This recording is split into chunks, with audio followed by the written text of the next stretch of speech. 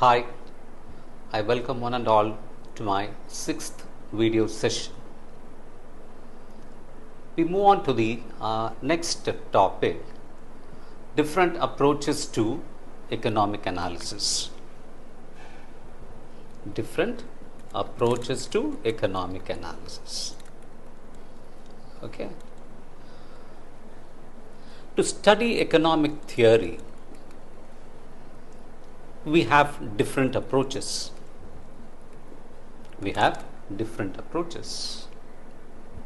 What are the approaches? We have threefold approaches. Number one is micro analysis and macro analysis. Number two, partial analysis and total analysis. Number three, equilibrium analysis. These are the threefold approaches to study economic theory. Okay, let us take one by one.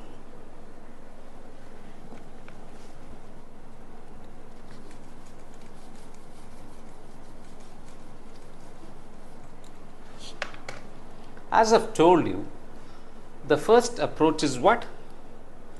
Microeconomic analysis approach and macroeconomic analysis, isn't it? This is microeconomic analysis, the other is macroeconomic analysis, isn't it? So, the economist makes use of a jargon, okay, to understand microeconomic analysis as what? Microeconomics, and for macroeconomic analysis as macroeconomics. Is it clear now? So, we are forced to understand as to what is microeconomics and what is macroeconomics. Let us first see as to what is microeconomics.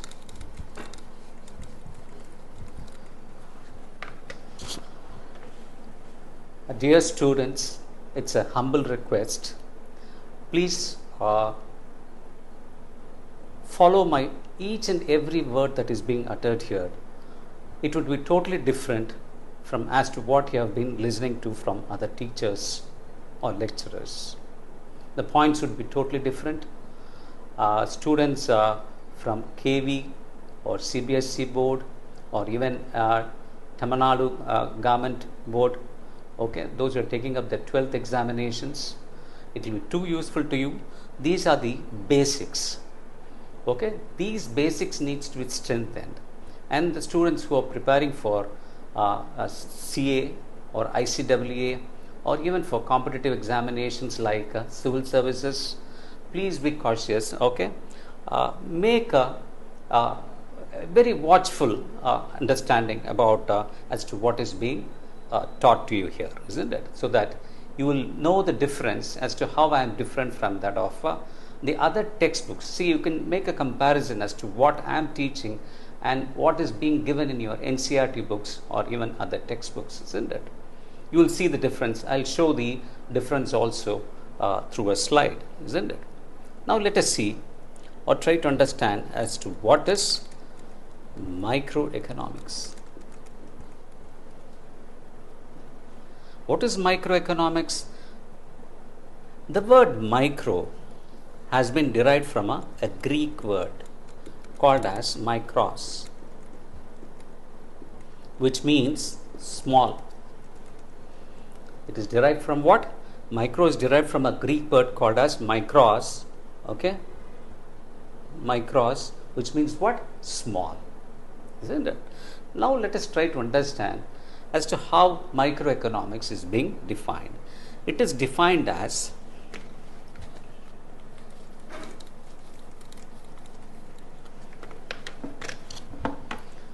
please pay more attention. that branch of economic analysis, it is defined as what? That branch of economic analysis, what does it do? It studies the economic behavior of the individual units. Please watch carefully. How is it being defined? It is defined as what? That branch of economic analysis. What does it do? It studies the economic behavior of the individual units. See, in your textbooks, most of the textbooks, they always say microeconomics is what? A mere study of individual units, isn't it? A mere study of individual units. If you tend to define in this particular fashion, are you able to draw any inference from this? See, for example, what does an individual unit comprise of? It can be either a particular person, a particular firm, or a particular household, isn't it? An individual basically comprises of what? A particular person, particular firm, or a particular household. See, for example, if I tend to define microeconomics as that branch of economic analysis which studies what? Individual units. The individual units, it comprises of a particular person, a particular firm, or a particular household. If I just take up to illustrate a particular person, he has n number of behavioral activities, isn't it? He can have his own social behavioral activity, he can have his own cultural behavioral activity, he can have his own religious behavioral activity, isn't it? He can have his own political behavioral activity. Are we concerned about all these things? No, isn't it? So it becomes mandatory for us to specify what? Economic behavior. This word is very, very important. Students who are preparing for civil services or Indian economic services, please be very, very cautious. This word has to be specified, which is the very, very, very important term, economic behavior, because otherwise if we tend to miss this word, in fact it loses its entire meaning, isn't it? Now you see, we are concerned only about the economic behavior of an individual unit, that is, can be a particular person or a particular firm or a particular household. That is, for example, if I need to take about economic behavior in an individual, what does it deal with? As to how an individual earns his income, how does he spend it, how does he distribute it, and how does he save it? This we call it as the economic behavior. Are we concerned about the social behavioral pattern, like as to how is he conducting himself with the social members of the society, within his family members? No, we are not concerned about. Are we concerned about his religious practices or his behavioral practices? No, we are not concerned about all these things. We are concerned only with reference to what? Economic behavior of the individual units. Only then it makes a complete sense, isn't it? I am repeating it. What is microeconomics? It is defined as what? That branch of economic analysis. What does it do? It studies the economic behavior of the individual units. The individual units may be a particular person, particular firm, or a particular household, isn't it? The explanation doesn't stop over here, or the definition doesn't stop over here. What is the basic objective of any individual? What is the basic objective? To maximize his satisfaction. So an inquiry as to how a particular person makes an attempt to maximize his satisfaction takes the characteristics of microeconomics. We say it only takes the characteristics. We never say that this is microeconomics. Please be very cautious. I am repeating it. So what is the basic objective of any person?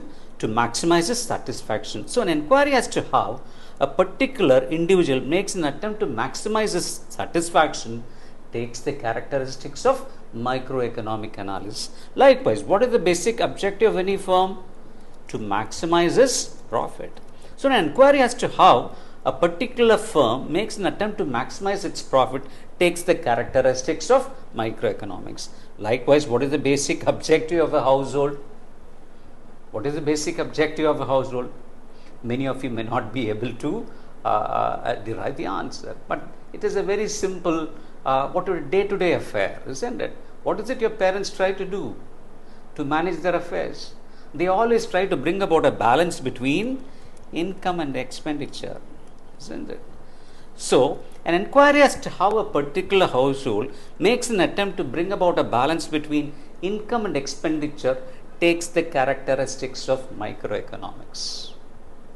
It is for this reason we say that microeconomics is also called as study of micro quantities or micro variables. Micro quantities are micro variables. Since we do not study the economy in its totality, okay, it is also called as method of slicing. It is also called as what? Method of slicing. And more popularly, microeconomics is called as what? Price theory. Very, very important. It is called as what? Price theory. I shall also explain as to why do we regard microeconomics as price theory, where most teachers do not explain, okay, as to why do we regard microeconomics as price theory, isn't it? It is being left unanswered, and many students, even when they go for higher studies, they have not updated themselves in understanding as to why do we regard microeconomics as what? Price theory. Before coming to as to why do we regard microeconomics as price theory, I shall recall once again as to how microeconomics is defined. Please make a note. Microeconomics is defined as what? That branch of economic analysis. What does it do? It studies the economic behavior of the individual units. Economic behavior is very, very important. The individual units may be a particular person, a particular firm, a particular household. So an inquiry as to how a particular person makes an attempt to maximize his satisfaction. Likewise, an inquiry as to how a particular firm makes an attempt to maximize its profit. Likewise, an inquiry as to how a particular household brings about a balance between income and expenditure only takes the characteristics of microeconomics. We do not say with certainty that this is microeconomics. Okay, it is for that reason we say that microeconomics is what? A study of micro quantities or micro variables.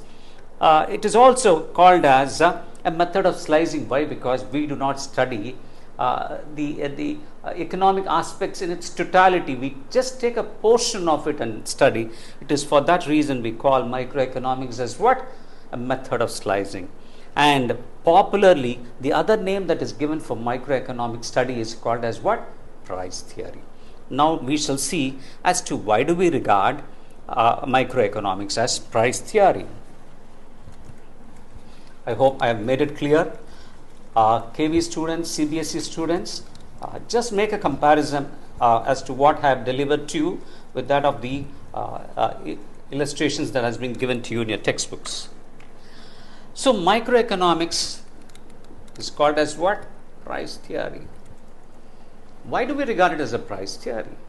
To understand that, we need to probe into in understanding what is the scope of microeconomics, isn't it? Scope means what? Area of study. See, the scope of microeconomics is of threefold. Number one, theory of product pricing. Number one is what? Theory of product pricing. Number two, theory of factor pricing. Number three, theories of economic welfare. The first area of study in microeconomics is what? See, we are completely limiting the area of study of microeconomics. It is in these three areas the entire subject of microeconomics is revolving up. Is it clear? Okay, the first area of study is what? Theory of product pricing. Second is what? Theory of factor pricing. Third is what? Theories of economic welfare. In theory of product pricing, what is it you try to do? You try to determine as to how a product is being priced. How a product is being priced. In theories of factor pricing, we see as to how the various factors of production are being priced. What are the various factors of production? Land, labor, capital, and organization. What is the reward for land? rent, for labor, wages, capital, interest, organization, profit. So we have theories of rent, wages, interest and profit. So I am repeating it. In theories of factor production, we study as to how these various factors of production are being priced. These various factors of production are being priced, isn't it? Here as to how various products are being priced. Okay. Here as to how various factors of production are being priced.